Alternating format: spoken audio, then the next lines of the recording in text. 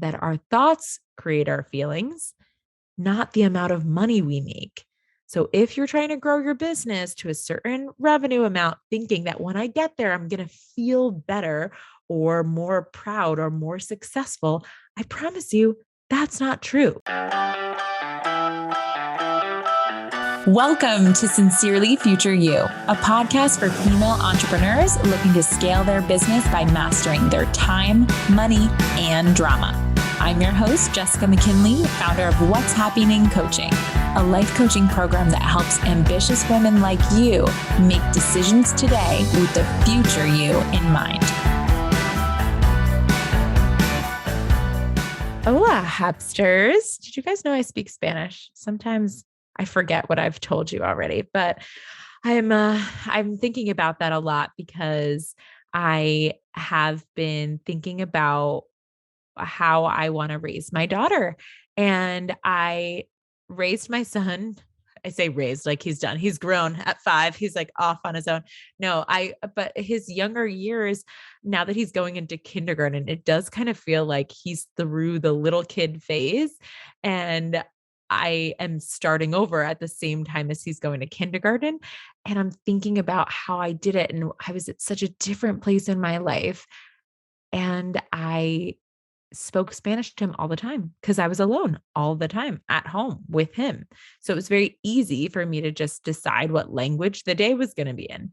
Now I work from home with my fiance and he does not speak Spanish. And when Calvin comes home, he has opinions about what language we're going to speak. Sometimes he is very much not in the mood to speak Spanish. And it's been harder and harder to keep that up. He still goes to the Spanish immersion preschool, but you guys, I'm thinking about this for my daughter. I want Spanish for her. I want her to have this advantage that I think it is to be able to communicate with as many humans on the earth as possible in their native language. And it's one of my favorite skills that I have.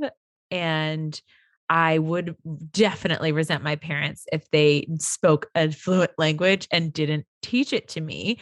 So, and especially if Calvin gets it and she doesn't. I keep saying she, but I'm going to tell you her name. You guys, I decided on the name of the baby. Introducing Marika Rose Ueno. So she is going to be 1/16th Japanese. Mark's last name, Ueno, is Japanese.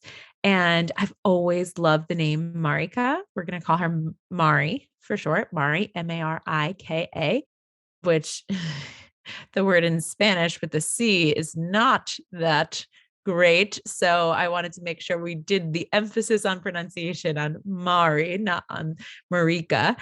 But I'm going into this phase of parenting so much more thoughtful. It's kind of like if you had a first business and now you're on a second evolution of your business and you know so much more now. And so I am really thinking about speaking Spanish more. So I'm committing to that. I'm going to be speaking Spanish more at home, even with Calvin. I'm setting up some policies in the house, and I have decided to be more forthcoming with my desire for Mark to also start speaking and learning Spanish, and not me just correcting him, but him actually studying it a little bit. So we're going to make some time for that so that we can have some Spanish full family activities. And I'm so excited for that. So anyway, I wanted to share that little personal note.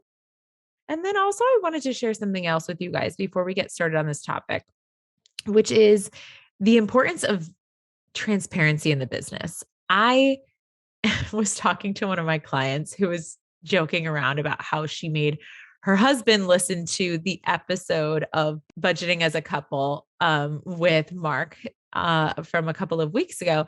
And she was like, he was blown away because he heard you talk about the amount of money that you make. And he was like, she puts her salary on her podcast. And he was like, shocked.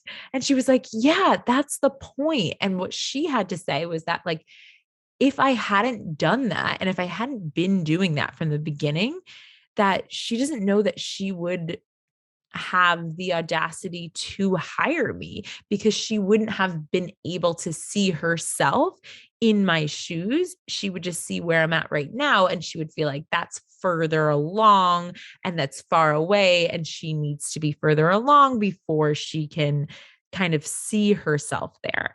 And I want you to always be thinking of ways to decrease the gap between where you're at and where your future self is at.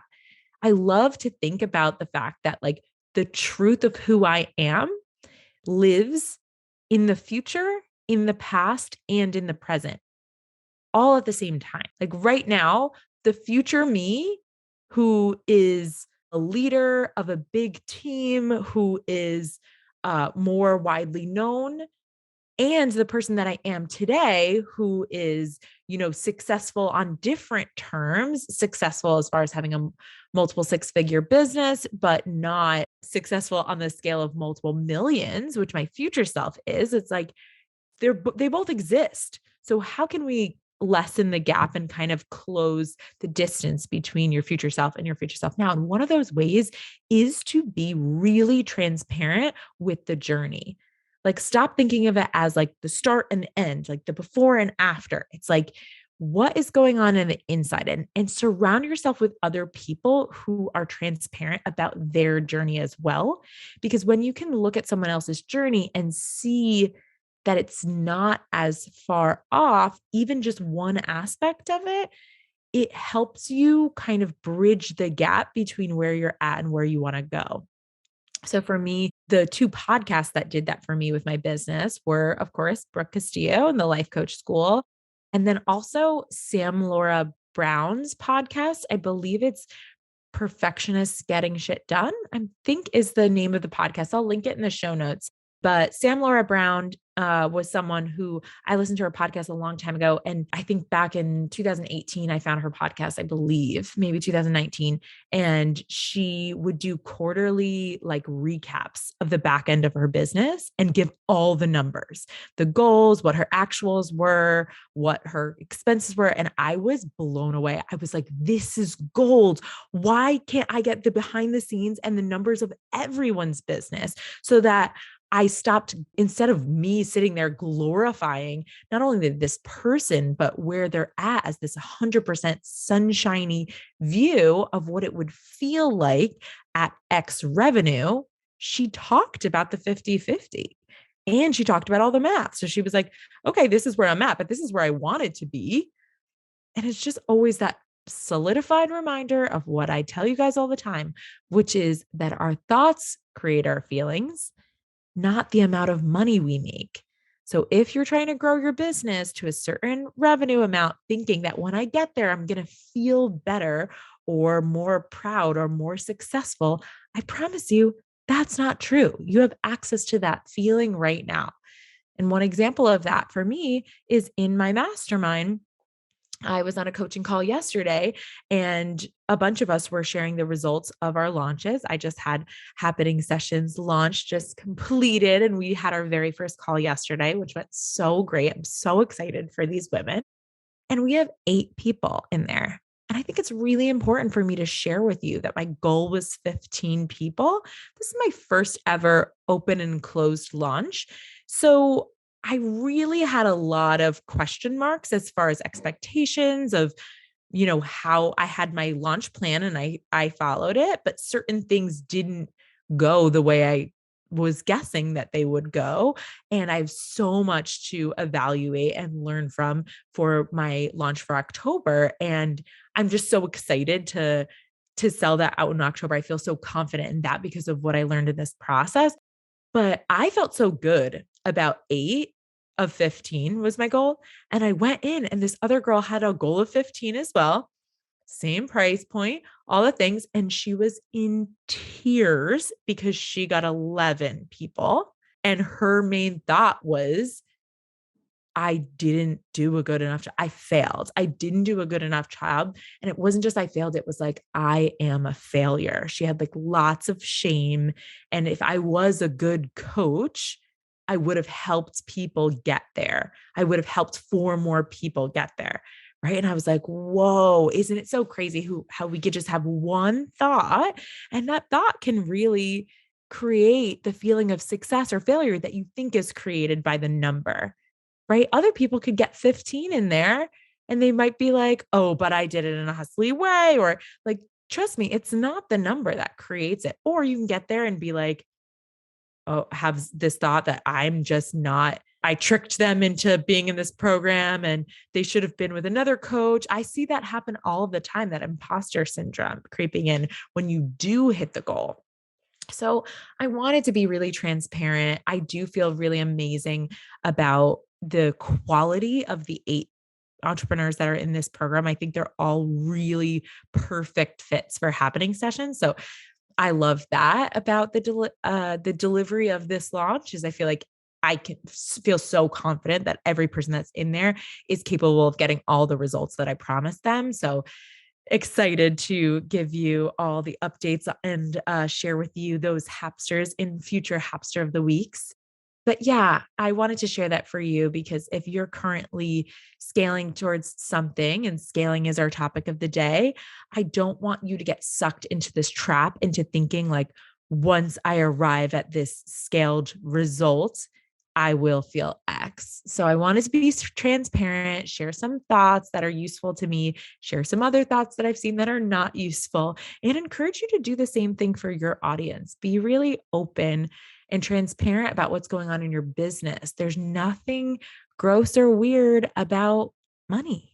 Okay. And if you're scared to share what's going on the back end, it's probably because you have some messy or unclean thoughts about making money. And if, as long as you are really in service and you believe that the value of what you're offering matches the price that you're charging, then there shouldn't be any issues with talking about it and being transparent there. So yeah, I would love to offer that to you to see if it brings anything up, see if you need any coaching on that. If you have any feedback or any questions there, or if you feel stuck, please connect with me and DM me on Instagram at what's happening WJess. Okay. Let's talk about scaling. Let's talk about the things and the limiting beliefs that are causing you to get stuck in the scaling process and showing up in one of the Hapster's most popular forms, which is people pleasing. So, as we scale our business, we want to think about our future self because that's who it's going to affect. What's the point of scaling? Like, really think about it. You're creating growth for your business and for your future self. So, you want to scale in a way that is in some way more desirable for your future self to deliver, and not just to your future self, but also to your future clients. So I think about these 4 things when I'm scaling. Money. Number 1 is money. That's the obvious scale, right? When someone says, oh, I'm scaling my business this year, they're like, okay, are you scaling it from 50K to 100K, 100K to 500K, 500K to a million? That's an obvious way to scale. A second way of scaling is time. So this is the most intentional scale, and it's something that I am doing this year. I am scaling my business, and it might end up equaling about the same revenue. My goal is actually about 90K more than what I made last year, maybe like 87K more, I think is my goal more, but that was more just like the after effect of me scaling my time. So I'm scaling from one-on-one coaching to group coaching. I'm scaling down the number of hours that I'm spending and keeping my general revenue goals around the same, in the same bracket. That is a way to scale, and it is not better or worse or less valuable than scaling your business in money. Because if you think about it, for me, I am welcoming a baby end of June. I am going to be able to be that person. You know, my son has me, his dad, he has Mark, and he has his dad's fiance. And we all have like busy jobs and demanding jobs. And I get to then be the person who's there for my daughter and has a clean schedule to be able to be there for my son more in ways that I really wasn't when he was 3. So excited about that. And then the other way to think about scaling is delivery. So you want to think about, am I scaling my business and getting better and better at delivering it in a way that gets my clients results quicker and quicker? That is like an underrated way to scale your business. And if you're not thinking about delivery at all with scaling, I would start thinking about it. Are you thinking about not just improving the ways that you're delivering and the how and the method and the automations, but are you improving the feedback loop? Are you getting feedback from your clients and making the process from start to finish to, and when I say finish, I mean finish not to offboard, but finish to their results as efficient as possible, because that ultimately is scaling the value of your offer, which will naturally make your prices go up, which will naturally make your time more valuable. So all of it kind of unintentionally scales together. And then the final one that I've never heard anyone talk about, but I think about, and I haven't, till I was prepping for this podcast, I hadn't thought about it in this way as scaling, but scaling for joy. And what I mean by that is the high quality question of, am I or is my team delivering value in a way that feels more fun, joyful, and aligned? So for me, a way that that's showing up this year is in me saying no to a couple of things that even some of my best clients are requesting now. Certain different additions or ways that they're seeing other coaches provide certain things, and they want that, and it's tempting because I can. I can offer different things. And it's tempting, especially as you start to scale back your time, to have more space and time to want to just fill that back up. If you're a people pleaser, you probably also suffer from not having enough time. Shocker. Why? Because whenever you have space and someone asks you for something, you fill it right back up with serving them. And this doesn't mean that you have to slip out of service. It means the exact opposite. It means you're in your highest service. So let's look at this a little bit. As you grow your business and you hone your product or your service, and as you build your team, your audience, your clients, your customers, your people, they're going to ask for things. So you're going to have more and more and more suggestions and requests, and sometimes from your team too, right? They're going to suggest that you offer a membership now because it's what they want and that would really serve their schedule. Or they're going to suggest you add a Slack channel because that's the way that they like to communicate.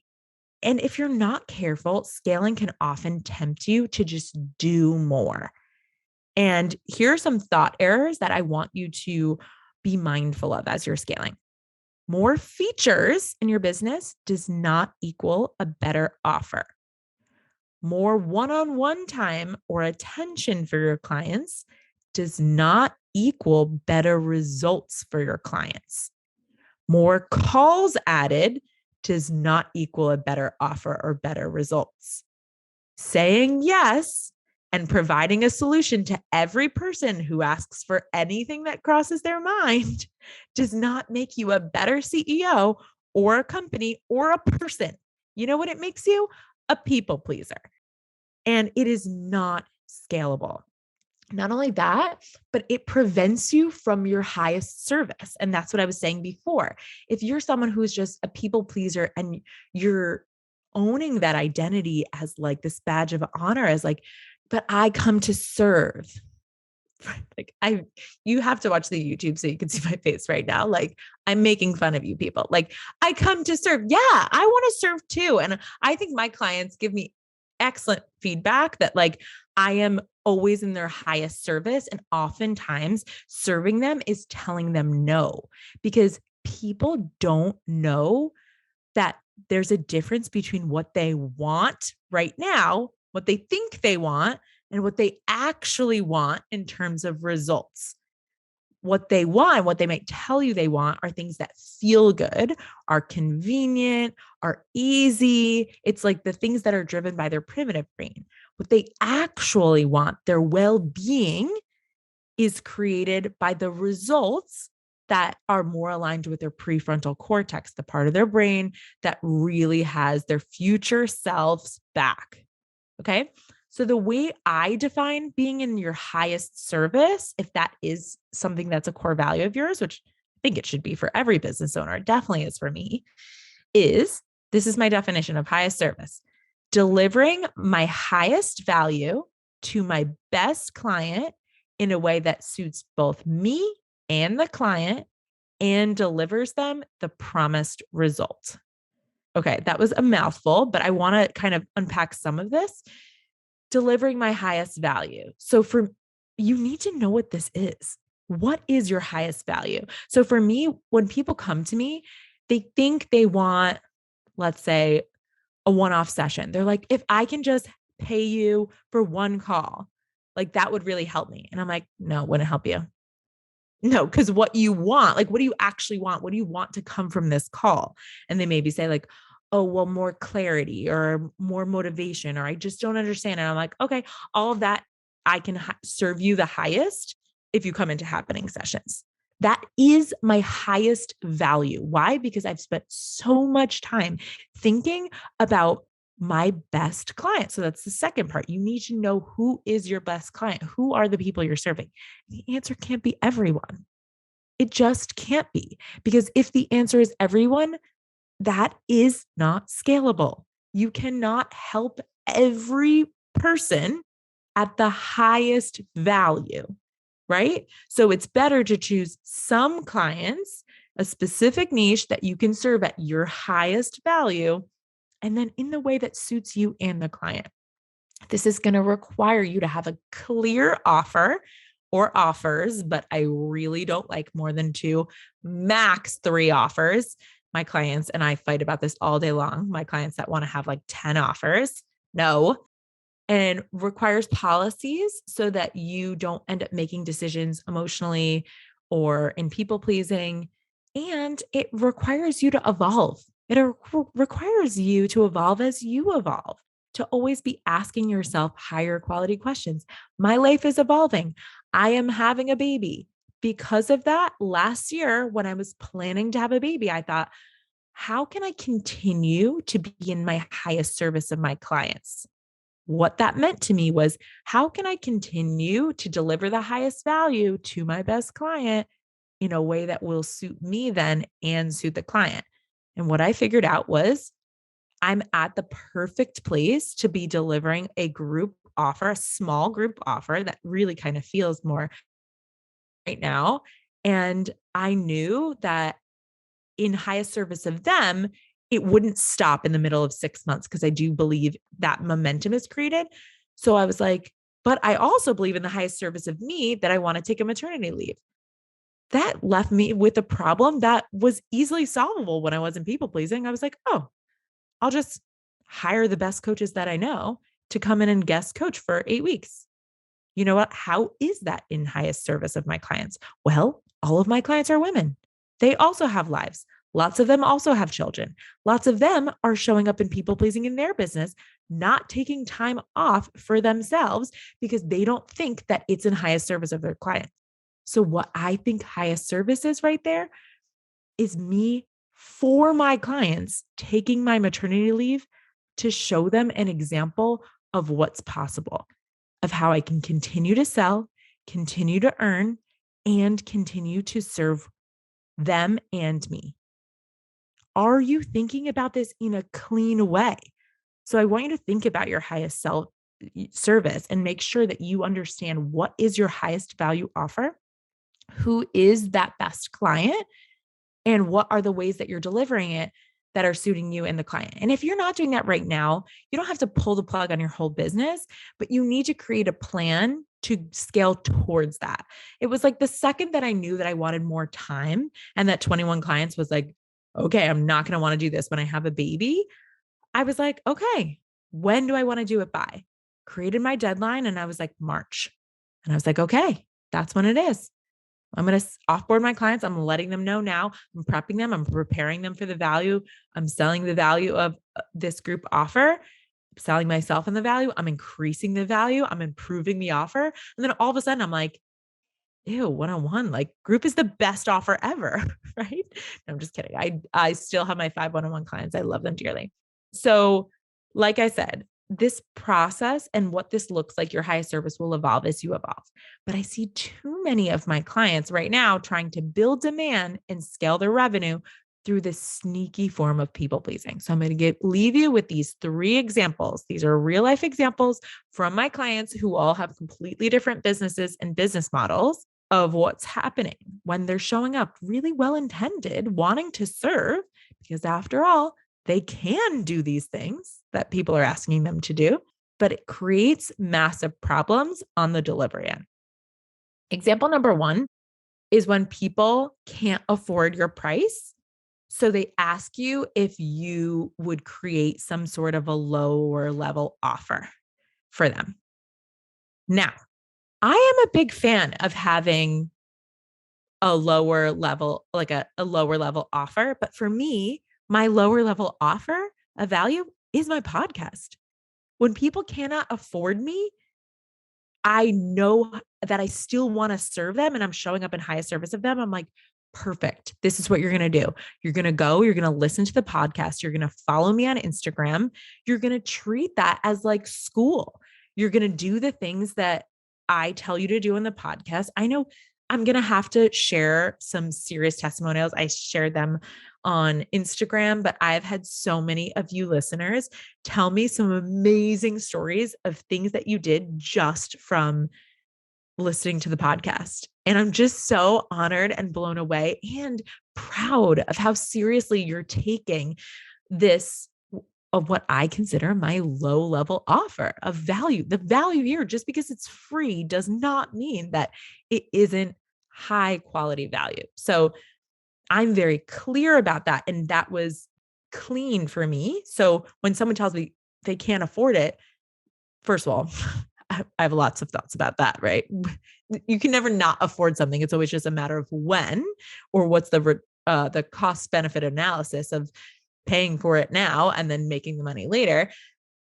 But I really think about, if you're showing up in people pleasing here, you're going to create a low level offer that doesn't make sense for your client or for you. So the ask was that they still really wanted one-on-one consult in relation to the offer. They just didn't need all of the other bells and whistles, quote unquote. And the person's like, well, I can do this. I can just have a conversation with them. It's only going to cost me time and blah, blah, blah. And I'm like, the problem with this, so the ask is a low level offer. The reason is they can't afford it. The people pleasing thought is, well, it's not really going to cost me anything. I can do it. And the problem that it creates is it's not scalable. And ultimately, it creates resentment towards those clients. You end up showing up in a weird way towards them that isn't in the highest service. You might not even notice it, but like anytime your calendar fills up with these people now that know that they can pay you $50, they're not stretching themselves to become the person that can afford your highest value offer. Instead, you're telling them, no, you're right. For you, you're not good enough for my highest value. I'll just dumb down the value and resent you while I give it to you. And you call this service. No, stop it. Okay. Example number 2. The ask was for like all the slight custom tweaks to an offer. I have a client with a product-based business and people keep being like, oh, I love this, but could you just add this or just take this out? And the people pleasing thought is it's not that hard and it doesn't take that long. Really want you to analyze this thought. If you're saying like, oh, it only takes me a little bit of time, that is not scalable. You want it to be your most efficient, and you want to understand that if you're spending lots of time scaling these people or serving these people, you're taking away from serving at your highest offer. So the problem is that here's another problem you probably don't even see is that it dilutes your offer and confuses your audience. They start looking and they're like, oh, she does that. Oh, and she does that. And I could just ask her this. What exactly does she offer? And Sales 101 A confused brain is a no. If you have too many offers is also what? Not scalable. Okay. And example number 3 was the ask for to add a community page to a coaching offer. Now, or a Slack channel. Now, this is something that I've been asked so many times. So this is an example of mine. The people pleasing thought there would be, well, I could see how it would add value. I like to be a part of community pages. I love to chat with people. I love a community. They want it, right? So these are all the sneaky people pleasing thoughts. And then the problem is that it's not the joyful way that I like to serve. It would require a highly qualified, trained coach to manage as the admin if I were to hire this out. So, therefore, it's not scalable in terms of cost right now for me. Now, long term, it might be something that I can afford to add on if I want to add on that cost. And I do think that the value will match the cost, right? I have to do that math. But right now, for me, in terms of how much time it would take me to manage this additional page that seems like just a simple, easy ad, just add a Slack channel, doesn't cost anything. People would be asking questions in there all the time. Other people would be trying to give each other advice. They're not qualified coaches. I would have to come in and look like the bad guy, deleting posts and deleting comments and correcting people. And it's not the most joyful way that I like to serve. Now, that is one of the hardest things to discover within your people pleasing scaling is what are the things that you could do that might add value, that might not cost you money, or it might not cost you time, but would cost you money, or might not cost you money, but cost you time. Is it still scaling in a more joyful way for you? And if the answer is no, it's a no for me. If you don't care about having a joyful business in the future, then ignore this. But I think most of you who are listening, you are your own business owner because you wanted more joy in your life and you saw this as the route to it. I could do whatever I want. I'll be my own boss. Well, being your own boss means you act like a boss, and being a boss means not people pleasing. It means asking yourself high quality questions and showing up and scaling with the math and with the feelings, right? So, are you scaling for your time, for your money, for the delivery efficiency of results for your clients, and for joy? Ultimately, scaling your business should feel like choosing current discomfort and trading it for future joy, ease, and increased value. And I think if you follow that simple guideline, and it is simple, but it's not easy. It requires you to constantly be asking yourself high quality questions, but it really is just thinking about that like zoomed out in those 4 ways: time, money, delivery, and joy. And if you have any examples of ways in which people are asking you for things and you feel like obligated or stuck in this cycle and you can't get out, then you should really set up a consult or you should consider joining happening sessions. These are the exact types of problems that we solve for. Now, happening sessions currently is closed, but we do have a wait list for October. And I want to make sure that by the time October round of happening sessions comes, that I am selecting the best 15 people for this. So I plan on this selling out very early and there will be an application round. And I want you guys to explain to me why you are ready for this type of CEO level mastery. And I'm very serious about this. Like, I want you to think about this as an opportunity to become the version of yourself, your future CEO self, that you cannot otherwise access if you're just showing up in your current, like, scattered, unmanaged brain. All right. So go over to the waitlist is not on the website yet, but I'll make sure it gets up there soon. Currently, you can get on the waitlist by going to my Instagram and going to the link in my bio over there. I will also add the link to the show notes for you to get on the wait list for the October happening sessions round. I am so excited, you guys, to give you the feedback of all the people that joined in March and all the crazy results that they're going to be getting. But in the meantime, go have fun scaling towards joy. Make yourself some more time and make yourself some more money and get your clients results. All right. Have a beautiful day. Hey, Hapsters. If you want to learn more about today's topic, head over to whatshappening.com/podcast. That's what's happening, whatshappening.com/podcast. If you're a business owner and you're resonating with what we talk about here, what are you even doing? Come hang out with me over where the party's at on Instagram at What's Happening WJess. Again, that's happy, HAPPYNING, and book a discovery call to see if coaching is your next best step.